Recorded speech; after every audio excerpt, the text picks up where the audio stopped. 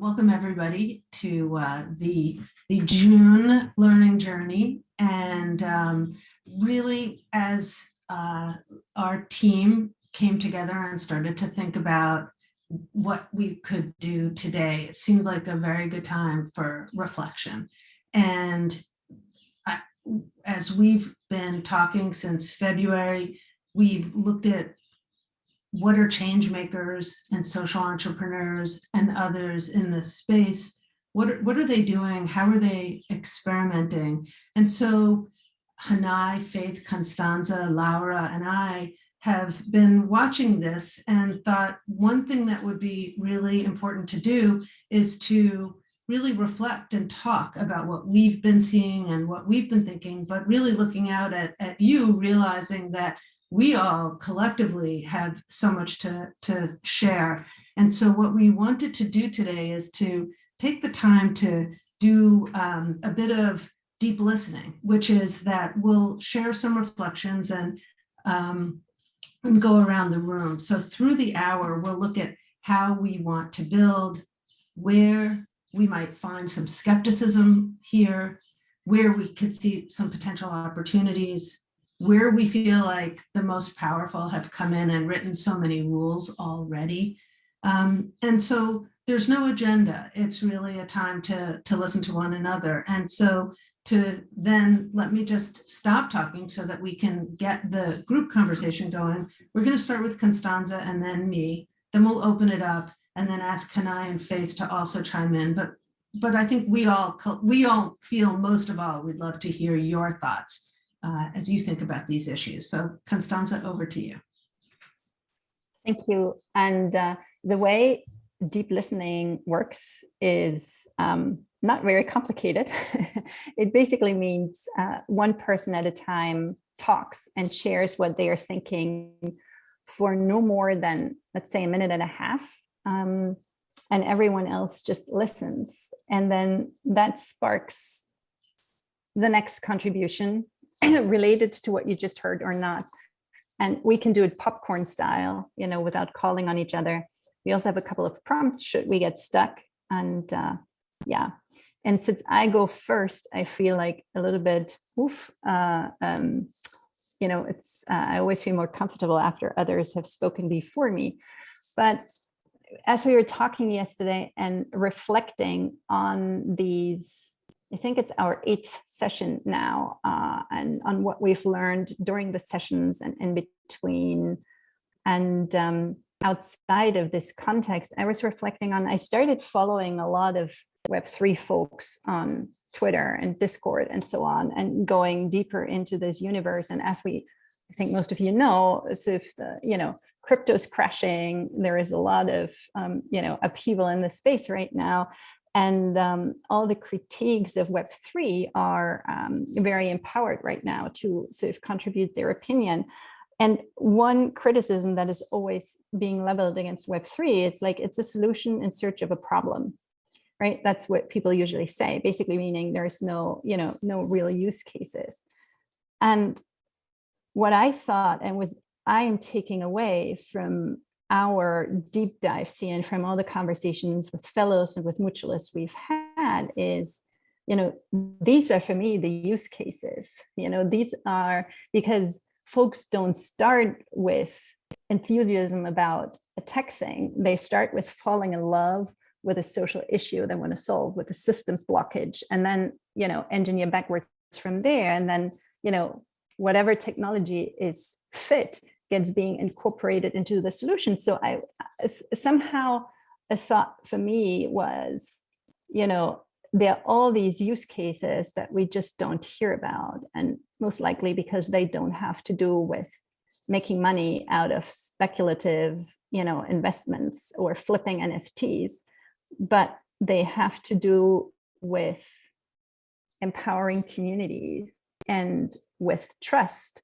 And that is another reflection I was having, how much of the wisdom of the folks we've invited and the case studies we have heard have to do as much with offline work, with building networks, building community collateral, building trust, building transparency, as it has to do with finding, the right technology or the right tools. So in a way, this is about, for me, it's about much more than tech and a narrow discussion on, sort of, sovereignty or, or individuals transacting with each other without knowing each other. This is really about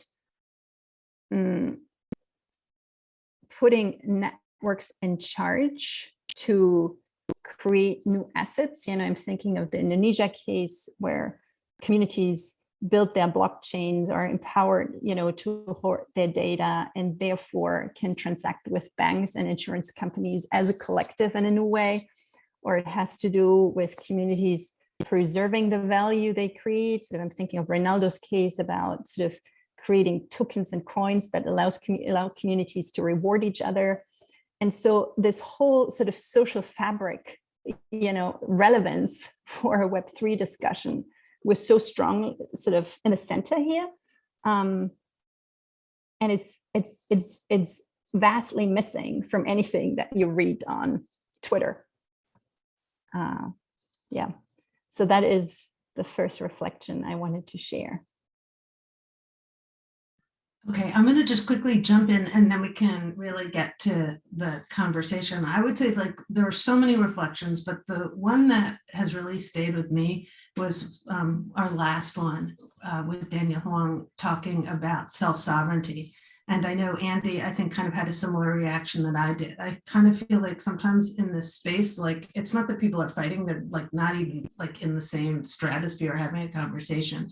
And I was listening to this discussion about self-sovereignty and this idea of just this individualistic orientation and coding and creating so much around that idea. And that fits within a paradigm that's pretty well paved by people that have the most resources and money and power.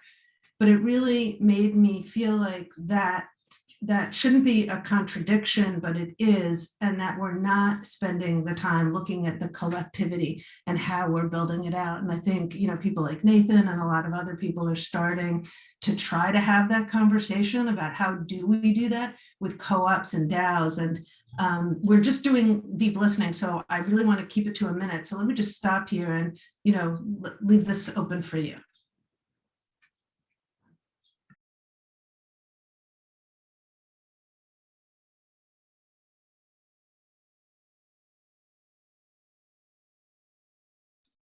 I can share my reflection is similar to some of the elements that Constanza mentioned, but it has a different starting point in that I keep going back to a question.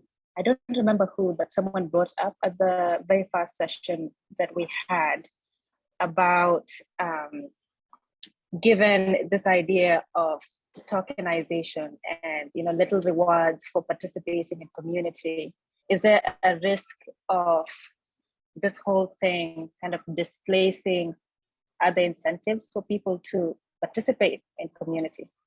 And this made me think about two things. One, some of the DAOs you see out there, I think many of you have seen many on you can plant a tree, somewhere in this country and you get a token here.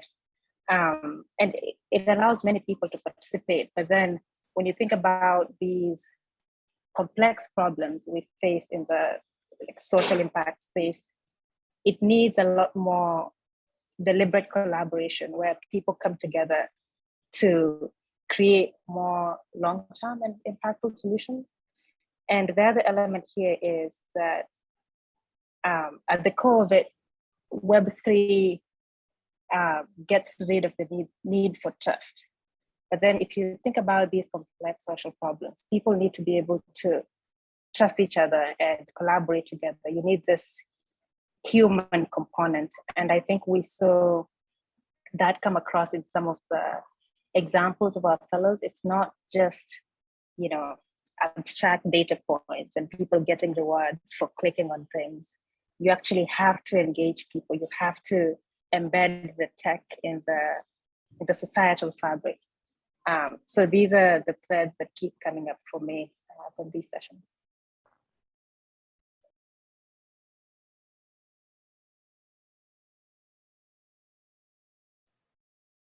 I guess I'll jump in. One of the interesting guiding questions, which gets in our work, looking at how indigenous economies and indigenous social structures were fundamentally different. How do we embed them in technology and faith? The technologies we use actually program us and our behaviors, and the way our financial system works, it actually kind of incentivizes individualism and those behaviors that pull us apart. In indigenous economies, reputation and esteem on the west coast of Canada and across Turtle Island, esteem came from not what you could collect and hold to you, but what you could potlatch and give, the abundance you could share. So it was very much like a mutualist tradition.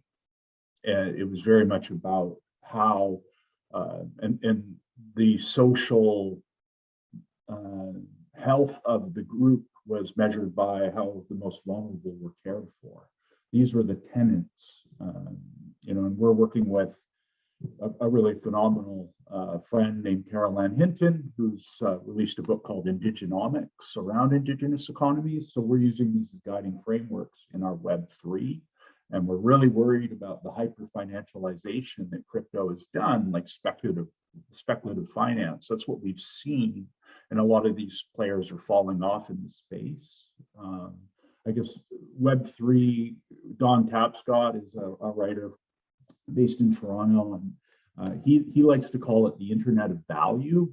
And I think what it enables is for us to have digital money in the mattress rather than it all in a bank. And that fundamentally kind of changes power dynamics. And I'll leave it at that.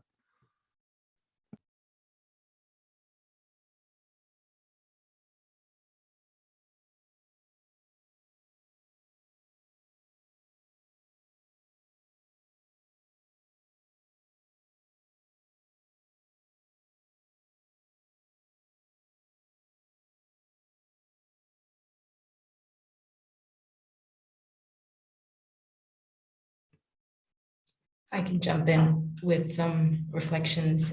One of the things, like Faith, there's been one question that's been nagging at me, a slightly different question, but nagging at me for weeks now, which is around regulation. And there was an article in the New York Times several weeks ago that basically described the process of legislation getting passed at the state level in the US. It's only in one context, obviously, that was essentially written by the industry, by the crypto industry, and passed almost verbatim with relatively no or few revisions or discussion, and just hailed as like, this is the future.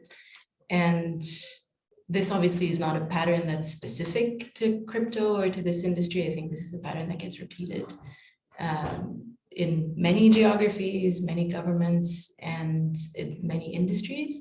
But it does worry me that the voices of social entrepreneurs with the use cases that are the ones that we should actually be prioritizing for, rather than speculation or other, are just completely absent, I think, from there. And it's a virtue of this being so new and not knowing probably what types of regulations we even need, but those who know what they want to do with it, which is largely speculate, are way ahead already.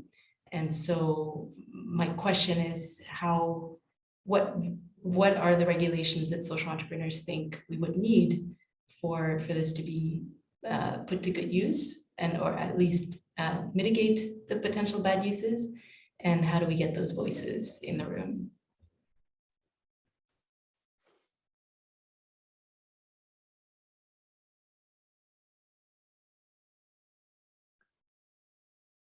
I guess I can go next. First of all, I've just really enjoyed this series, and so Thank you for organizing it. I've been doing a lot of research practically on, how do we create DAOs? Who has done the most work on DAO governance? How big do DAOs need to be?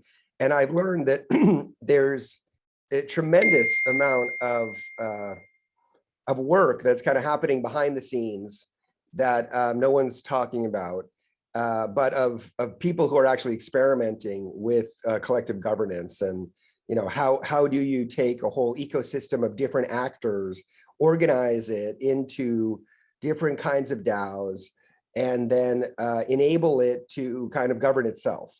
And to me, that has probably been the most powerful use case that I've seen for social entrepreneurs, which is basically the ability to organize a lot of people into maybe many smaller groups that then relate to each other and of course have their own treasury. And the idea of being able to have one's own treasury, you control the treasury, you kind of control the world. It's so powerful and gives you so much flexibility. So I'm really personally excited by where this is going. And I do feel like what we need is to be able to have very simple use cases where we just get started. And most of those use cases that I see are going to be around increasing coordination. The coordination costs are very high, as everybody knows. And if we can coordinate better, we can also begin to flip the script and have more leverage with funders. And I still, think there is a real opportunity to flood certain kinds of ecosystems with tokens. And then if you organize through good governance that ecosystem into the right DAOs in the right way, a funder in the future will fund collective impact projects by buying the token. And that then provides liquidity into the ecosystem. But I think that we don't have a lot of success stories of this yet, in part because the firms that have really spent a lot of time working on DAO governance are brand new. And a lot of them are now out trying to raise money. I don't know if any of them know about impact investors or if there's any connection between the sort of world that a lot of us know and these new firms that are actually creating incredibly powerful technology for collaboration. But that's something, to explore. But I'll just say finally that, I remain really interested and excited about this technology. And I think it's going to come about in smaller groups where you really have old-fashioned trust based on getting to know people and consistency and all that. But then as you try to scale that group, I think we'll be able to do it maybe more effectively, with tokens as this technology matures, because it's certainly still in the super early stages. So.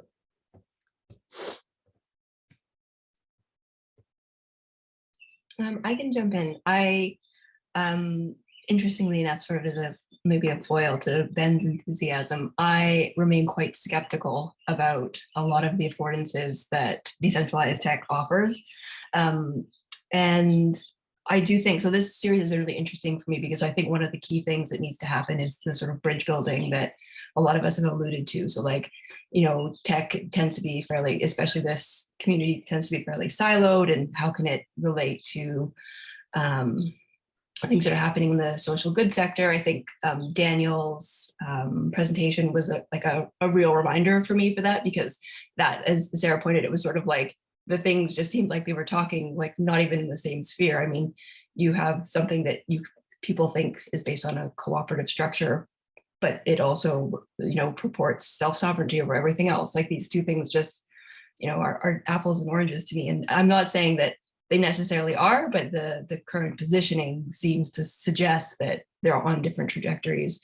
Whereas there's other people that are like, no, these things too they can connect, And my question is where? I think it's quite interesting because blockchains, from my understanding, don't actually play very well together. So they tend to be like, you can build bridges between the two of them, but the bridges have issues with technical security. And I think that's an interesting parallel for what's sort of happening in the conversations around, like the conversations like in this space, and then conversations in more like crypto-informed spaces, cryptocurrency-informed spaces, and that like they're sort of happening in parallel. And the question is, how can you build a functional bridge between these two so that there's some measure of understanding between the other two? And then I guess the last thing I just wanted to say is 10 years ago, when I was doing my master's, I was looking at the issue of slacktivism, or like clicktivism, and people were talking about how social media was going to change the way people interacted with activist groups. And it's interesting to me because like there seems to be some of that flavor coming back too, where we're like, it's going to change everything. Some people think it's going to be amazing. Some people think it's going to be terrible. And so it's just interesting to me to say, okay, like this is cyclical. Things are going to sort of even out, and like probably in a middle ground as we go forward. But just sort of like throwing that out there that even not that long ago, I think we had similar conversations about the revolutionary power of X technology to affect social good. And I'm not sure if all of those promises were manifest. So I can follow up on that one. I think I'm sort of aligned with a lot of what you're saying. I sort of my company is working in the childcare space, and so I think that I see the it's sort of like mutual aid for childcare. And so I see sort of the benefits that come out of the blockchain and DAO, but also some of the, from a tech perspective, some of the shiny object issues that worry me. So I think that all the way at the end with crypto is sort of where I get a little bit worried and more skeptical, but I think where it's elevating co-ops and the self-governance and equity is where there's a lot of benefits. And I think that's where the social entrepreneurs see the benefits, and trying to kind of parse out how do you get the good without the bad is, I think, the biggest challenge. I think from when you're coming at it from the co-op perspective, it's great to see some of the cooperative principles being elevated and surfaced and talked about. But then some of those things get lost when you move too far over to the crypto world. And so I wonder about that all the time. And so I think it's great to get together with groups of people that are so focused on the good aspects of it and how you can really elevate that world. I actually learned about the Haifa platform through this series, and I've been looking at that. And I've really stayed away from that. And it's been really interesting too, to just kind of see a little bit more in that space. I think that the technology platforms offer a lot, but I think that the trust aspect is so important to social entrepreneurs, is sort of how are you ever going to get that? I also come from a tech background. So for me, being able to build something that I trust and building a platform that the community that we're engaging with is going to trust is so important. If there's that, I still don't know that the crypto space is building that trust, at least today. So I wonder how we get there. That's all I have. Jump in. Oh, sorry. I cut me off. I'll jump in because actually I wasn't going to talk, but now I've been inspired to, because I'm very much a voyeur in this conversation. I'm very new in the Web3 social impact curious space, but have been doing a lot of listening and research, and went to the Web3 social impact conference that was here in Austin a couple of weeks ago. And I'm very curious, like I certainly see the potential, even though I understand like a fraction of even what you guys are saying, and I don't really get the technology, but I've been in this place now for a little while that I'm like, well, I just need to jump in and like try it and do something. And then I get so overwhelmed because I can't even figure out like how to onboard myself into any of the technologies, which maybe doesn't matter. Like I'm not a doer. I'm not somebody who's going to go build a social enterprise or come up with a solution. But what I am is somebody who's a connector and an ecosystem builder. And so like when Ben and I have worked in the same world for a long time, talks about like this vision with impact investors, I understand what he's saying, but I don't know how to make it work. And so, and my fear is that there are many more people like me than people who actually are figuring out how to make it work. And maybe I just haven't found the tools to like bridge that divide, but that's where my head is right now. Like, how do you make this easier for people to come on and be supporters or champions or get involved? So that's where I am. So I think maybe in the skeptic, but want to be positive camp.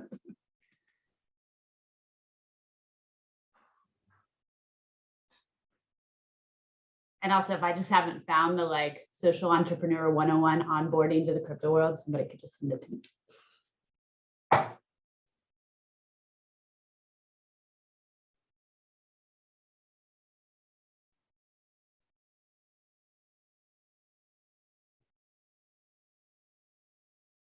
Damn, did I just shut this whole thing down?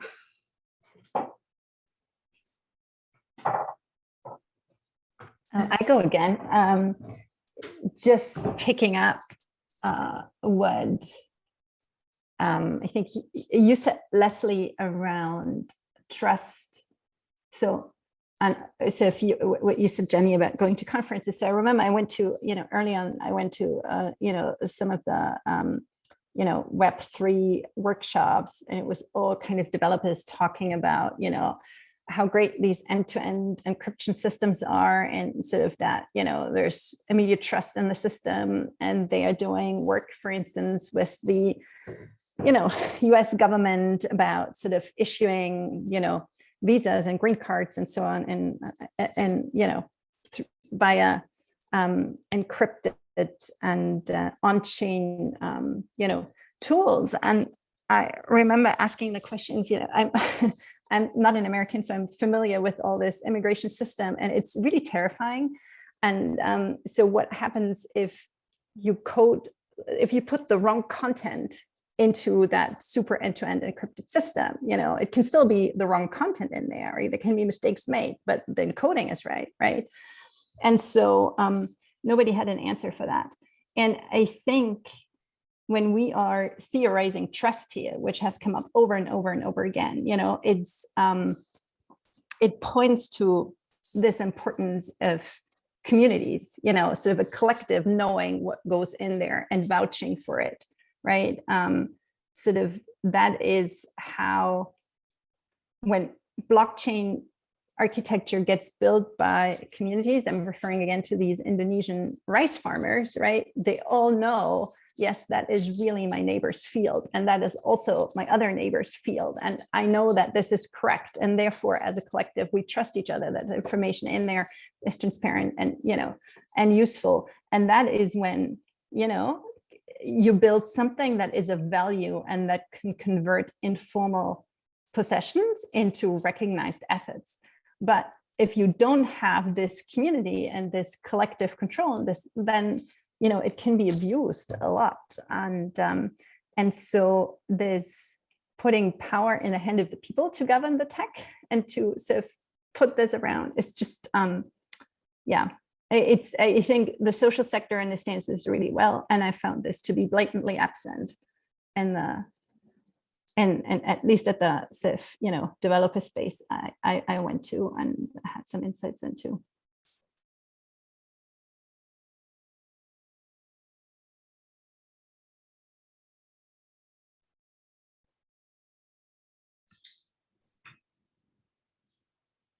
I would say what I have found really interesting is to hear the different projects of the Ashoka Fellows and others who are Ashoka Fellow-ish, and to watch how they're putting this together.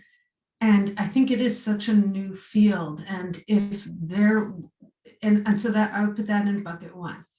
I just heard a really interesting statistic that in the US, 77% of people in their 20s are now identifying as pro-union. And that hasn't been like that since 1966. And so I put that in bucket two. And then in bucket three, I think there's something like about DAOs and other kinds of ways that people are organizing, that is yes, like I agree with, like, no disagreement with what so many have shared in terms of who gets the, who's the first mover advantage, who then gets to write the regulations, et cetera, et cetera. But I also feel like we on the social side, like, I kind of feel like we're going to be asked to do a lot of things because there's so much need that will arise. And if I had to put my money on who's going to figure that out, it's going to be the social entrepreneurs. But I think we're going to be surprised because people are experimenting and we don't even know what that world is going to bring. So I'm not saying that in like a Pollyanna way, like, yeah, it's going to be great. Like, no, it's like, of course, there are going to be difficulties, but I do feel like I've watched this spirit of creativity and openness and social entrepreneurship, and the people who've been doing things are smart and capable, and it's inspiring. And I one of the things I do worry about is just at the moment where we're going to have such social needs with climate change and other income inequality and inequality in general, like we have to just be resilient and get right back up there. And here are some tools, and I think we've got to learn how to use them. And so that's sort of where I've been thinking. Yeah, I'd love to share. I've been missing in the last few of these, although I've been trying to catch up on the recordings. I'm going to be like the other side of the last few comments. I think we need to own this space. We need to be bigger. We need to be bolder. We need to define it. Like when we go to a conference like the one Constance went to, it's like we're hiring those developers to do it the way it needs to be done. And I would say that's the like timidity that I think is going to like cause us to lose this race. Web 3.0 is 100% what we've been trying to build. Collective consciousness. I mean, it's insane. Like this whole Twitter deal that's going down right now, or, has been going like crashing and burning for a couple months. I don't know if you guys caught some of the quotes that were going back and forth, but literally Jack Dorsey, the founder of Twitter, said, I believe Twitter is the closest thing to collective consciousness in the world right now. And I trust Elon Musk beyond any other to bring the light of consciousness.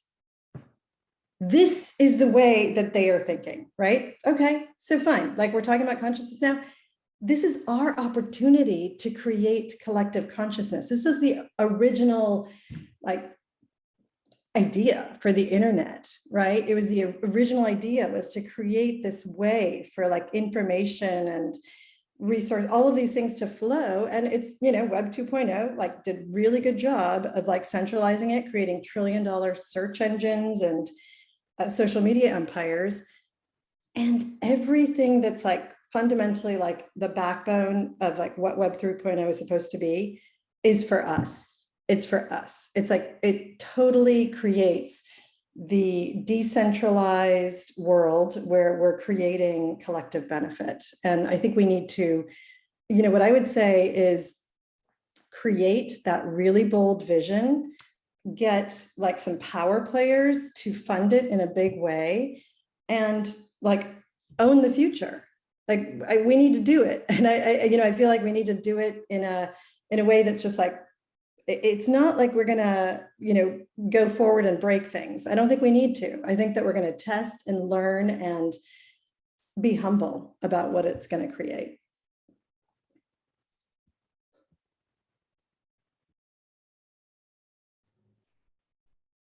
I think what Mina points to is a kind of possibilities outlook. And I'm curious if that generates other ideas from the group around what are the possibilities, where are the opportunities, whether the opportunity, to do the very big, bold, not timid thing that Mina's talking about, or another opportunity that comes to mind just as a prompt for all of us. Yeah, I've been thinking a lot about the kind of opportunity this is. And I think one challenge I keep running into is like the things I'm excited about for crypto are things that we could have done before.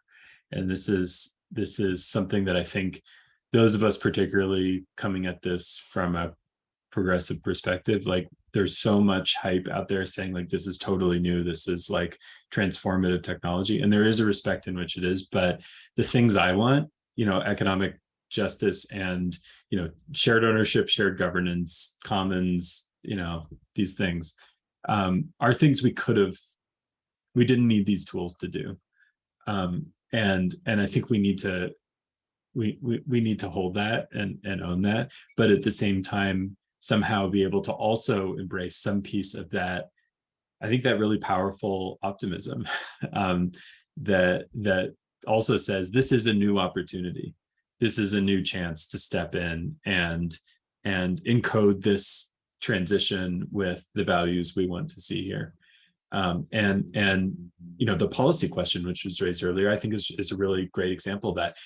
As the policy around this stuff gets encoded, can we step up enough to open the door a bit more for, public financing for undercapitalized people, for creating vehicles through which, people who need a community broadband, who want to buy their own, the companies where they work, do the things that we've needed to be able to do for a long time, but haven't been able to do in the current system. Can this opportunity of rewriting some of the regulatory rules be a chance to open those doors? Can we make can we use this opportunity to make the world safe for shared ownership and commons in a way that it isn't right now? This is technology that is kind of built that can use shared ownership as a default setting, that gives us a chance to make that possible. It can also be used in other ways. And just being at the consensus event in Austin last week, it just struck me really hard. Like the people I've been hanging out with in this world, the people I like to be around, are such a tiny minority. We are losing this world, and that optimistic vision is up against thousands and thousands of people who just want to jump into speculative investments and ride a wave and cash out and those sorts of things. So we have to see that opportunity, push for it, but also recognize we're up against really powerful countervailing forces that honestly are scaring me a lot right now. I'm just going to jump in. Please, I'll jump in if you guys. Wait, Leslie, were you going to say something? Oh, I was gonna say something, but you can go. No, you go. I mean, I think that kind of speaks to sort of what I was getting at. I mean, there's something really powerful about the underlying blockchain technology and being able to sort of empower decentralized organizations. And that's, I mean, I got into sort of the whole DAO and decentralized governance before I really understood the blockchain technology, to be honest. And so that's what I think Nathan is talking about. But I also have been, I think, harmed by some of the corporate world that we have today and the patriarchy that we live in. And so I see that same foundation being built in the crypto world. And so I think that's where my hesitance comes from, is like, how do you, like, I get what we're talking about of like sort of taking it over, but I fought that battle in the corporate world and I left because it wasn't worth fighting that patriarchy, right? And so yes, we're at the beginning, but it was also created by those same extractive kind of culture in a lot of ways, and even more insidious, right? And if you look at sort of the dark web and some of the roots of that, and so I just wonder, like, I feel good in the space that I'm at, and like, if there are ways to build something that's regenerative and supportive, like, how do we like, just back to that original question, how are we parsing the two in a safe way? And like, where does that, how do we know what we're getting into? I don't know, but I don't have anything more than that.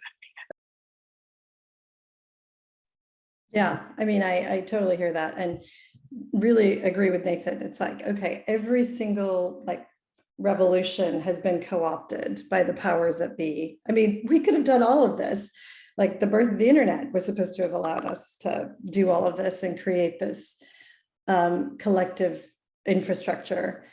I see all that. And, you know, I've had those like, you know, moments, you know, I just had a conversation last week with a corporate foundation, you know, a tech corporate foundation who will be unnamed. Hopefully you guys will never figure this out. And I was like, here's the opportunity for this collective benefit infrastructure to get money to the last mile, to really create this exchange of value.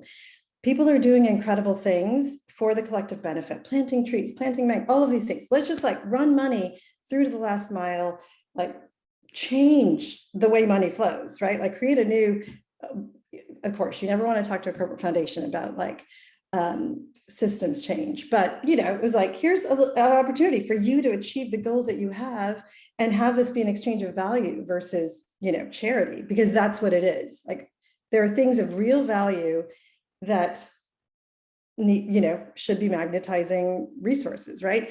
I was shocked to learn in that conversation that they didn't really like fundamentally see it as an exchange of value, right? I you know, and I took that in and I was like, okay, so we need to like shift it. So there's like some sustainability play and, you know, bring in other things like microfinance and all these things. That's great. Like I'm definitely like able to like bob and weave with the level of consciousness that exists right now.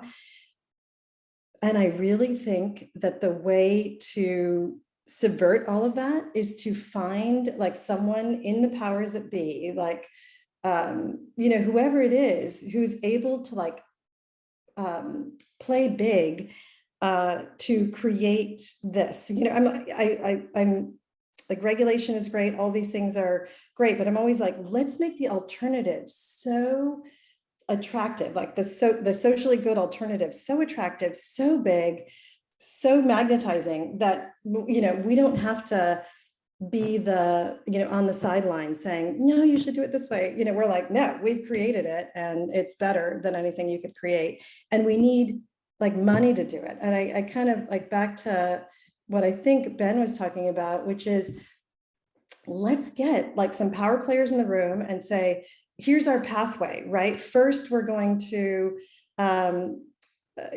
like the things that you mentioned, I think it was Leslie, it was like, okay, first we're going to, you know, we're going to start here. I mean, we've kind of like created this concept, it's called the plentyverse. It is everything. We're changing the way money flows. Everything is going to be possible in this. It's changing universal basic income to universal contribution income, because this is like really the way things should be. Like we're changing the framing of everything, but here's where we start.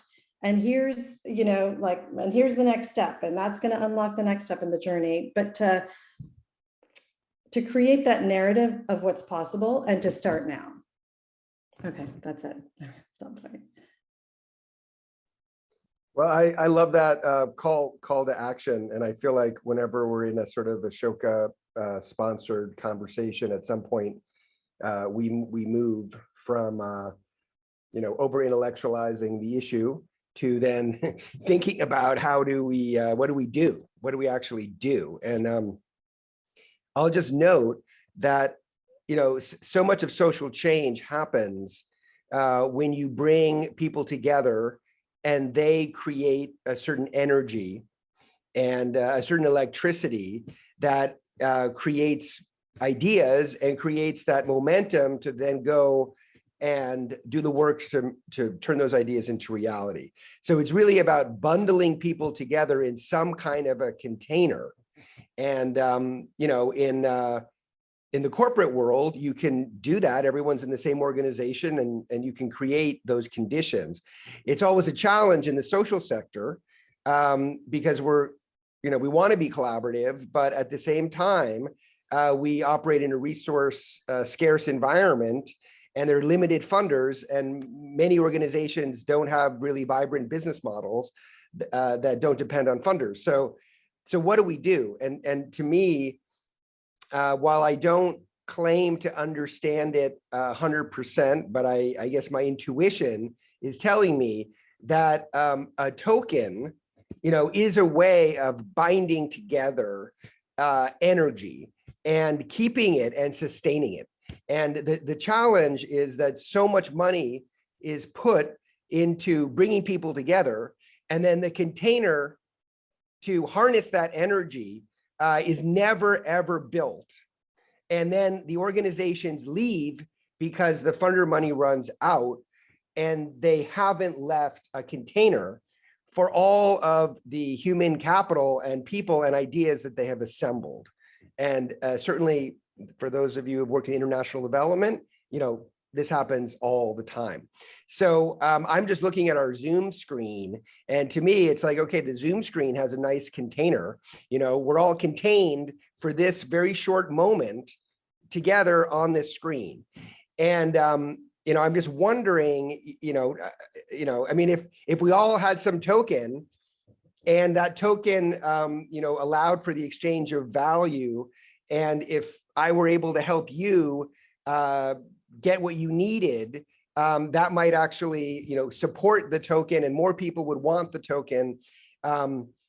I think that there are ways that we can use tokens and collective governance to basically create containers of human energy.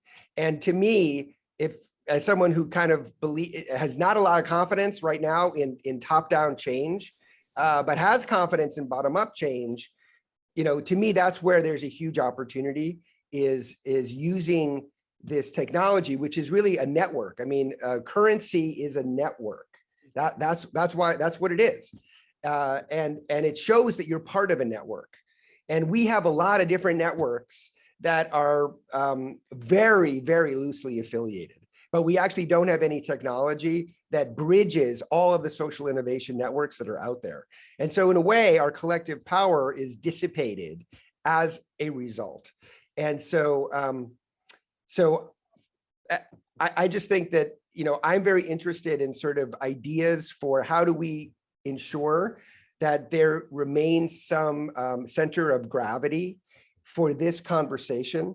I know there are other organizations that are really thinking about, Web 3.0 for good, and some of those organizations are very well funded and are doing amazing work, but there doesn't seem to be a kind of central entity that is kind of creating the container for this sort of conversation to continue in the future, because I could certainly imagine all kinds of new ideas being formulated and refined and turned into business models, and then ready to take to partners to see if they want to work, and support them. And I feel like we kind of need to have those sort of structures. Otherwise it's going to be difficult. Each of us kind of on our own, trying to stitch together some kind of network. So I just share that as a hope that in the future we can figure out how to keep this conversation going and create that container. Thank you, Ben. Yeah, this is a good segue. Very good segue. Thanks for teeing me up so well. I just put in the chat a link to Unfinished Live, which is Unfinished's annual festival to create a container and to talk through many ideas with top leaders in this space. So it's a 3-day festival at the Shed in New York. And some of you may have been there last year. Ashoka had a huge presence there last year. And we're also, Unfinished is building a network of impact partners. Not all of them are tech focused, but our through line is about tapping into tech culture and governance to realize a thriving multiracial democracy and a just economy. And so many of those topics, many of those organizations in our network will show up in various ways. So we'll have main stage talks as well as workshops and master classes, and it'll be a very interactive place to meet others in this space and to discuss ideas and possibly and hopefully to move many of those ideas forward. Yes, and Nathan is a speaker.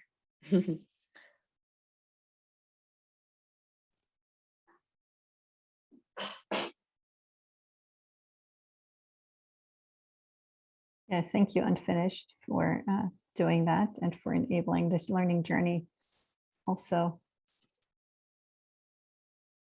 Yeah, Ben is saying let's all meet up in New York City this fall. That'll be nice. What's that? Ben is putting in the chat, let's Oh, all meet up yes. in New York this fall. Absolutely. Figure it out. If people do want to come, sorry, this is Lara. Hi, everyone. My internet's sort of wonky today, so I've been off screen. But and I'm also from Unfinished and a big Ashoka fan and partner, and we've been partnering with Ashoka in this journey. And just really listening alongside you all. But I was just going to say, if people do want to come to New York, we should really figure that out and figure out how to make that possible. So maybe the Ashoka folks and us can connect on that if there is interest from the larger Ashoka community. And for those who are in New York, much easier. Yeah, and others just perhaps the best is you reach out to us, send me an email, and then we can coordinate from there with the Unfinished team.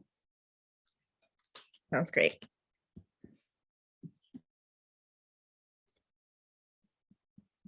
We are almost at time, and perhaps what we can do for closing is to just do another round and everyone share one word that comes to mind as they were listening to this conversation and as they are, going out of this space, moving forward.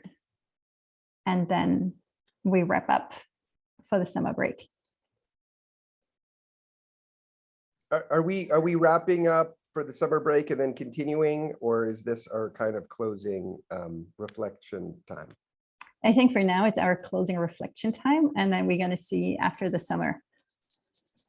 Constanza, do you mind if we do a sentence or two if a I word do not is mind. coming to mind? I do not mind, Sarah, not at all. Do you want to go? I guess I feel like what I'm really hoping for is a world of biodiversity and not needing to be just dependent on some big funders, but actually thinking about ways that we build our communities and our communities sustain us. And that is very interesting to me. And so it's been really great listening to you all on this today.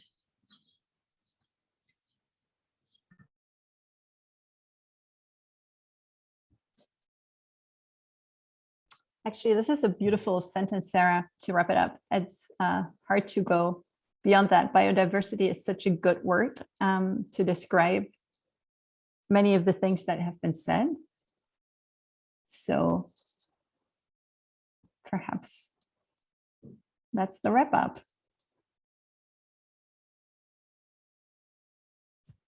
Let's do that. Let's wrap. Can we just say a big thank you? I mean, it's really been wonderful to see everybody, the contributions that we've made. I think this has just been, it's been wonderful to see familiar faces and make new friends, or love looking at you all on this, and looking forward to staying connected in one way or the other. Thank you all. Thank you, everyone. Have a great rest of your day.